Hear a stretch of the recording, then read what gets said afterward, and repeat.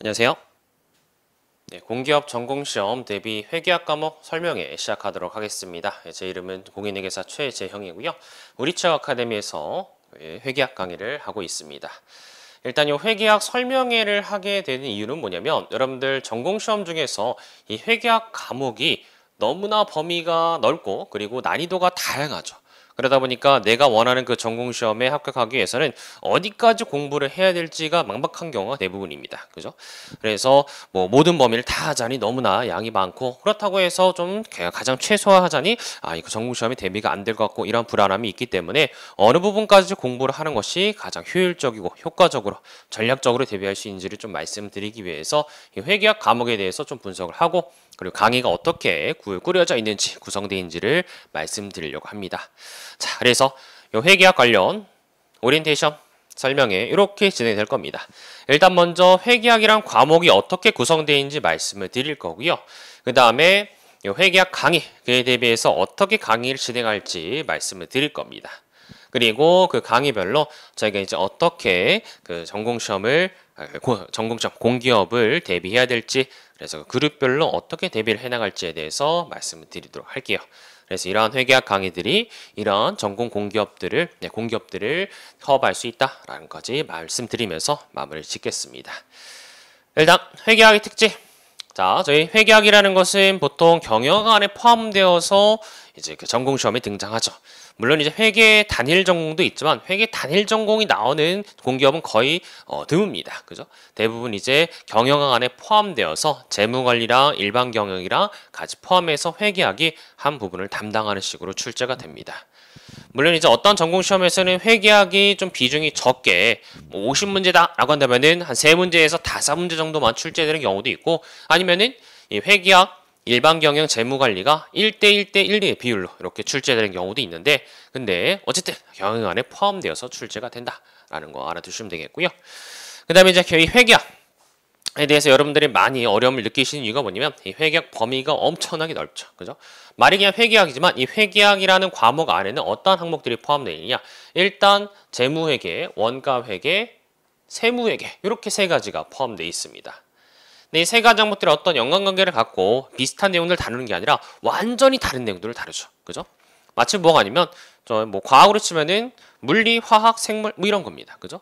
아니면은 사탐으로 치면은 윤리, 요즘 윤리 배우시나요? 윤리, 한국지리, 세계사 이런 거라고 생각하시면 돼요. 완전히 다른 내용들을 따로따로 배우기 때문에 이 과목들의 범위가 굉장히 넓다. 근데 그 안에서 이렇게 해서 끝나는 것이 아니라 그 안에서 또 다루는 내용들이 다 다르죠. 그죠? 재무회계 안에는 회계 원리부 수준부터 시작해서 중급 회계라는 가장 큰 덩어리가 큰 과목 그리고 고급 회계라는 또 다른 내용이 들어가 있고 원가 회계 안에는 또 원가 회계와 관리 회계가 따로 이렇게 들어가 있습니다. 그러다 보니까 너무나 범위가 넓다. 그죠? 근데 그 범위 안에 있는 부분들이 뭐 똑같은 범위를 조금 더 어렵고 이렇게 해서 그 난이도별로 나눈 게 아니라 완전히 다른 내용이 다르기 때문에 이 범위 자체가 굉장히 넓다라고 볼 수 있겠습니다. 그리고 이러한 넓은 범위 안에서 저희가 주로 주력을 해서 공부하는 부분이 바로 이 중급회계 내용인데요. 이 중급회계 내용을 뜯어보면은 또 그 내용이 엄청나게 많죠. 그죠? 그래서 개념 체계부터 시작해서 여러 가지 자산부채, 자본들을 일단 우선적으로 배우고 그리고 나서 그러한 자산부채, 자본 그리고 수익의 내용까지를 응용한 특수회계 내용까지 공부를 하시게 됩니다. 그죠? 그래서 조금 쉬운 부분, 기본적인 개념들을 가지고 공부할 수 있는 부분인 일반 회계야 그 일반 회계를 응용해서 회계 처리해야 되는 특수회계 내용까지 다 중급 회계에서 다루고 있습니다. 그러다 보니까 이 중급 회계 하나만으로도 쉽지가 않다라는 거. 그죠? 범위가 굉장히 다양합니다. 자, 근데 범위뿐만 아니라 난이도도 어마어마하죠. 그죠? 난이도도 천차만별입니다. 똑같은 그 범주의 문제라고 하더라도 똑같은 그 단원에서 나오는 문제라고 하더라도 그 문제의 난이도가 전공시험별로 천차만별일 수 있습니다. 그죠? 그래서 뭐 예를 들어서 유형자산 문제다라고 한다면은 이렇게 해서 단순하게 감가상각 후에 자산 금액이 얼마냐 이런 걸 물어볼 수도 있고 여기서 조금 더 나아가면은 그 자산을 감가상각한 다음에 기준에 처분했을 때 손익은 회계 처리는 어떻게 되느냐 이런 걸 조금 더 나가서 물어볼 수 있고 아니면 유형상 관련해서 조금 더 나아가서 이번 이렇게 재평가 모형에서 평가 손익들을 물어보는 문제를 출제할 수 있고 그다음 최상위 난이도의 문제. 그래서 그럼 금공 A매치다라고 한다면은 이런 재평가 모형의 손상 차손 이러한 내용까지 응용된 내용까지 출제할 수도 있는 그런 이제 문제의 특징, 과목의 특징이 바로 회계학이라 볼 수 있겠습니다. 그래서 어떠한 범주에서 어떤 정형화 되어 있는 문제가 나오는 것이 아니라 그 안에 세분화되어서 범주별로 굉장히 다양한 난이도를 낼 수 있기 때문에 그 공부의 깊이가 다른 과목과는 차원이 다르다는 거, 그죠? 그런 특징을 가지고 있습니다. 그래서 이게 1차원적으로 공부 범위를 늘려나가면 되는 것이 아니라 그 각각의 범위 내에서 어느 난이도까지 공부를 해야 되는지가 막막하기 때문에 여러분들이 힘들어 하시는 겁니다. 그죠? 그래서 그걸 이제 정리해보면 이렇게 정리할 수 있어요. 난이도별로, 그리고 범위별로. 그죠? 네, 이제 보통 전공시험들이 어떠한 식으로 이 범위와 난이도 결정되냐면 모든 전공시험들이 중구난방으로 여기서 조금 내고 여기서 조금 내고 여기서 조금 내고 이렇게 되는 것이 아니라 이 난이도와 범위가 보통 비례적으로 증가합니다. 그래서 어떻게 증가하는지 잠깐 보여드리면은 가장 이제 쉬운 난이도의 전공시험은 회계원리 기본적인 수준에서만 출제를 합니다. 근데 조금 더 어려운 전공시험이다 라고 한다면은 이 중급 회계 일반적인 그 범주, 아까 그 일반이라고 하면 여기서 보셨던 친구죠, 그죠? 일반회계, 특수회계인데 이 일반회계 범주에서만 기본적인 문제를 출제하는 그러한 전공시험. 근데 조금 더 어려운 전공시험이다 라고 한다면은 이제 중급회계 일반적인 그 회계의 좀 어려운 문제, 그리고 특수회계 쪽 좀 기본적인 문제, 말 문제라든지 간단한 계산 문제 이런 것들을 내는 전공시험. 그리고 조금 더 이제 어려운 전공시험이다 라고 한다면은 이 특수회계 심화된 부분 여기까지 건드는 문제, 그리고 최상위 난이도의 문제까지 포함해서 고급 회계까지 출제하는 이 전공시험들. 이런 식으로 해서 점차 전공시험별로 뭐 얘 내고 이런 것이 아니라 조금 더 어려운 전공시험, 조금 더 어려운 전공시험이다 라고 한다면 그에 따라서 난이도와 범주가 비례적으로 증가하는 양상을 띈다라는 겁니다. 그럼 여러분들이 그 준비하시는 합격하고자 하는 전공시험의 난이도와 범주를 대략적으로 파악할 수 있으면 그 부분까지 비례적으로 공부를 하셔서 효율적으로 합격할 수 있다라는 것이죠. 그죠? 그래서 이 전공 범주들을 저희 과학에서는 어떻게 커버를 하는지에 대해서 먼저 좀 말씀을 드려보도록 할게요. 자, 일단 먼저 회계원리 수준만 나오는 전공시험은 그룹 1이라고 이름 붙입니다. 그룹 1. 그리고 중급회계 일반적인 회계까지 다루는 전공시험을 그룹 2라고 이름 붙입니다. 근데 여기서는 이 그룹 1, 그룹 2가 그 전공시험 자체의 난이도를 의미하는 게 아니에요. 그룹 1 전공시험이라고 해서 그 전공시험에 붙기 쉽다 이게 아닙니다. 그냥 회계학만의 난이도를 봤을 때, 회계학만의 범위를 봤을 때만은 이렇게 좀 쉽다라고 볼 수 있지만 이 회계학만 공부하시는 게 아니죠. 그죠? NCS도 하셔야 되고 면접 준비도, 구술 준비도 하셔야 되고 그리고 다른 전공 과목도 공부하셔야 돼요. 근데 보통 이 그룹 1, 그룹 2 이런 전공 과목들은 회계학만 보는 게 아니라 경영학만 보는 게 아니라 통합 전공인 경우가 많죠. 그러다 보니까 뭐 행정학, 법, 사회 뭐 이런 것들 다 공부하셔야 되다 보니까 그 공부할 양이 너무나 많아서 오히려 난이도가 올라가는 그런 전공시험일 수 있습니다. 그래서 오해하시면 안 되는 게 그룹 1에 해당하는 공기업이라고 해서 또는 그룹 2에 해당하는 공기업이라고 해서 이 공기업 만만하겠네 라고 생각하고 뛰어드시면 안 됩니다. 회계학은 쉬운 대신에 다른 전공 과목이 어려울 수 있기 때문에 또는 뭐 다른 NCS나 다른 것에 있어서 이제 어려운 부분이 있을 수 있기 때문에 오해를 하시면 안 된다. 그래서 이 그룹 1, 2 이 숫자가 전공시험 합격의 난이도를 의미하는 건 아니다라는 거 일단 좀 말씀을 드릴게요. 그래서 일단 회계학만 보면은 그룹 1, 그룹 2 그리고 이렇게 나오는 전공시험은 그룹 3. 보통 중급회계, 특수회계 일반적인 기본적인 내용 건들면서 이제 일반적인 회계에는 좀 심화된 부분까지 출제되는 전공시험이 많습니다. 그러한 전공시험을 그룹 3이라고 붙였고요. 그 다음에 이렇게 최상위 난이도의 가장 어려운 전공시험을 출제하는 그 공기업들이 이렇게 그룹 4로 불리고요. 그리고 고급 회계까지 다루는 이런 전공시험들은 그룹 5라고 이름 붙였습니다. 그래서 이렇게 해서 저희가 회계원리만 그룹 1만 다루는 시험은 어떻게 대비하셔야 되는지, 그 다음에 그룹 2 중급회계 일반적인 내용까지 다루는 전공시험은 어떻게 대비하셔야 되는지, 그리고 그룹 3, 그룹 4, 그룹 5 각각 범주별로 어떻게 공부를 하셔야 되는지에 대해서 말씀을 드리도록 할게요. 그래서 일단 그룹 1 대비 전공시험 대비 강의부터 말씀을 드리면요. 일단 그룹 1 공기업, 그룹 1이라고 이름 붙인 그 공기업은 보통 한국 관리공사, 관광공사, 그리고 국민연금공단 이런 이제 공기업들 회계 원리 수준에서 기본적인 문제만 출제가 되다 보니까 그룹 1에 포함되는 그런 공기업의 가장 대표적인 예라 볼 수 있겠습니다. 그래서 이러한 공기업들은 보통 통합 전공이죠. 그래서 경영뿐만 아니라 그리고 행정, 법 이러한 이제 다른 전공들과 같이 치르고 그리고 이 회계는 경영학 안에 그 안에 좀 적은 범위로 한 3문제에서 5문제 정도를 범위로 출제가 되다 보니까 그 난이도도 낮고 범위도 적다. 그래서 그런 전공 시험을 위해서는 이런 회계 원리 수준만 공부를 하시면 되다 보니까 얇은 책으로 300제 정도의 책으로 커버를 할 수 있으십니다.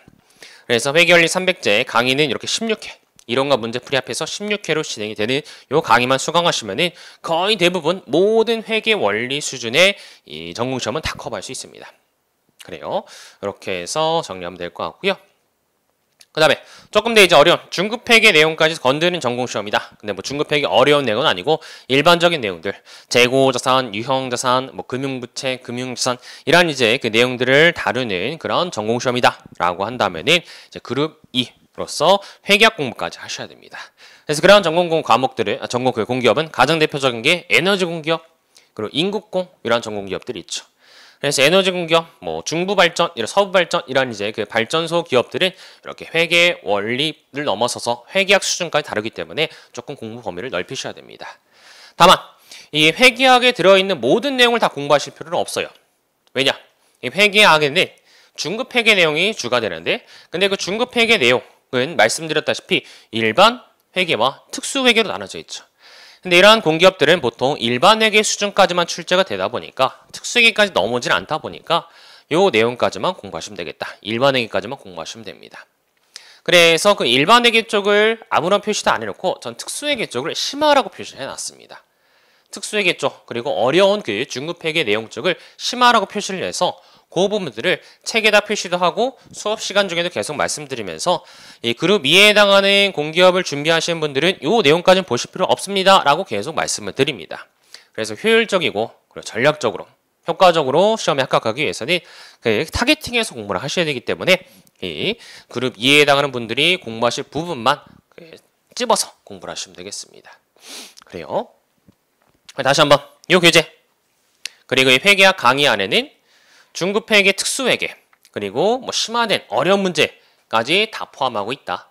근데 그룹 2에 공부를 하시는 분들은 그런 내용까지 공부하실 필요는 없기 때문에 제가 수업 시간에 계속 말씀을 드리고 책에도 다 표시가 돼 있습니다.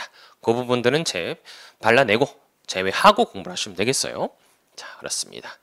그래서 강의 내 회계학 이론은 17번, 문풀은 14번 정도 이렇게 진행이 된다 생각하시면 되겠고요. 그 다음에 이제 그룹 3.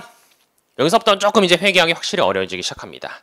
그래서 전공시험이 어렵다고 정평이 난 그런 그런 공기업들이 이제 그룹 3에 해당하겠습니다. 가장 대표적인 게 뭐 도공, 석공, 가공이라고 불리는 그 30 형제들, 그죠? 그래서 막 계산기를 갖고 들어가야 되는 그런 이제 그 전공 공기업들, 그런 공기업들은 이렇게 이제 회계학에 대해서 조금 더 심도 깊게 공부를 하셔야 됩니다. 그래서 일단 범죄 보면 아까도 보셨다시피 여기에 그 일반 회계의 좀 난이도가 높은 문제들, 특수 회계, 뭐 복합금융 상품이라든지 리스, 주식기준보상 이런 특수 회계의 기본적인 문제들까지 다루는 그런 전공 시험. 그런 전공 시험들은 이제 회계학의 내용들을 다 공부하셔야 됩니다. 여기에 심화라고 표시되어 있는 내용까지 다 공부를 하셔야 돼요. 그래야지 커버가 될 수 있습니다. 그죠? 그래서 이렇게 해서 회계학 이론 내용과 문풀의 내용이 조금 더 늘어난다라는 거 자, 말씀을 드리겠고요. 그리고 여기서 만약에 이 책 가지고 안 될 것 같다. 이 책 가지고는 좀 보수적으로 준비가 안 될 것 같다. 문제수가 모자르다 싶으신 분들은 뭐도 보실 수 있냐면 제가 공인회계사 강의도 하고 있거든요. 네, 회계사 세무사 쪽 강의도 하고 있는데 그 회계사 세무사 쪽 강의를 위해서 출간한 책인 기출솔루션이라는 책이 있습니다. 그래서 기출솔루션이라는 책, 객관식 책이 있기 때문에 그 책을 보셔도 무방합니다. 여유가 있으시면. 다른 것들 다 하시고 회계학에 좀 더 공부를 투입할 여유가 있으시면은 이런 기출솔루션이란 어려운 책을 보셔도 무방하다라는 거. 자, 그렇습니다. 그래서 이렇게 해서 관련 커리큘럼이 준비가 되어 있고요. 자, 그다음부터는 이제 B매치, 금융공기업의 내용이 되겠습니다. 자, 금융공기업 B매치. 한국자산관리공사, 기보, 신보 이러한 이제 그 B매치의 경우는 이제는 공기업의 범주를 조금 넘어선 공기업과 이 회계사, 세무사 자격증 시험 중간 사이에 있는 그런 이제 시험입니다. 그러다 보니까 이제 공기업 강의로는 안 되고 회계사 쪽 강의를 수강하시는 게 오히려 더 효율적으로 준비하실 수 있습니다. 물론 제 개인적인 생각으로는 아까 보셨던 이 회계학 책들이 요 700제까지 책들이 B매치까지는 다 커버할 수 있다고 생각합니다. 그만큼 이제 보수적으로 제가 책을 집필했고 굉장히 커버리지가 넓고 난이도가 높기 때문에 B매치까지 커버할 수 있다고 생각하는데 네, 좀 이제 학생분들께서 단순히 공기업 강의로 대비하면은 불안해 하시다 보니까 이제 회계 사용 강의를 들으시는 분들이 많습니다. 그래서 다른 분들은 회계 사용 강의 들으면서 B매치 준비하는데 나 혼자만 공기업 강의 듣고 있다? 그럼 좀 불안할 수 있기 때문에 이제 그 불안감을 떨쳐내기 위해서라도 그냥 회계 사용 강의를 수강하시면 되겠다. 이렇게. 그래요. 그래서 이렇게 회계 원리 수강하시고 그리고 나서 중급 회계 그리고 원가 관리 회계 이런 것들을 수강하시면 되겠다. 그래서 자산관리공사나 기본 신보를 대비하시는 분들은 중급 회계 교재는 저희 김영덕 선생님, 김영덕 선생님이라는 그 훌륭한 선생님의 책을 씁니다. 그래서 기본서는 이렇게 김영덕 선생님 책을 쓰고요. 네, 문제풀이 할 때는 이렇게 제 책, 아까 말씀드렸던 기출 솔루션 책, 이 책을 써서 문제풀이 강의를 진행합니다. 그래서 회계사용 재무회계 강의, 회계사용 원가관리 회계 강의, 또 뭐 세무회계 나온다라고 한다면은 회계사용 세무회계 강의까지 공부를 하셔서 이제 이렇게 B매치 대비하시면 되겠습니다. 네, B매치 대비하시면 되겠고요. 그 다음에 마지막으로 A매치, 그룹 5에 해당하는 A매치, 고급 회계까지 공부하셔야 되는 그런 전공시험. 그래서 뭐 하는이라든지 아니면은 뭐 무보, 수출입은행 이런 친구들, 예보 이런 친구들, 이런 이제 그 금융공기업들은 얘는 이제 정말 회계사 공부를 하시면 되죠. 그죠? 그냥 회계사 공부를 하시면 됩니다. 근데 회계사 공부를 안 하실 수 없는 이유가 회계사 공부하시다가 또는 뭐 세무사 공부하시다가 이쪽을 보시는 이 A매치를 공부하시는 분들 또는 심지어 회계사 시험 합격하시고 A매치 시험을 보시는 분들이 많아요. 그러다 보니까 그런 분들과 경쟁하기 위해서는 어쩔 수 없이 회계사 시험까지 공부를 하셔야 됩니다. 그죠? 마치 뭐가 아니면 저희 하는 준비하시는 분들, 경제직렬 준비하시는 분들은 그냥 행시 강의 들으시죠. 그죠? 왜냐?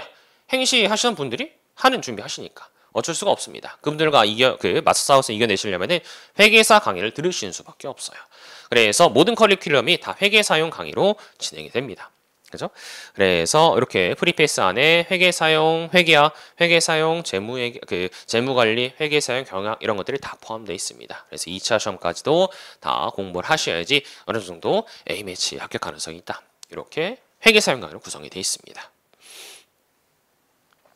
그래서 강의 양도 엄청나게 많죠. 그죠?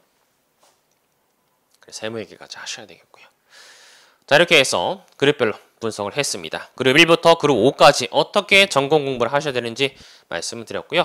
그래서 다시 한번 정리해 보도록 할게요. 다시 한번 정리해 보면은 일단 저희 전공시험 범주별로 좀 말씀드리면 그룹 1에서는 회계원리만 나옵니다. 그룹 1에서 회계원리만 나와요. 그래서 그 녀석은 회계학 1 또는 회계원리에서 다루게 되고요.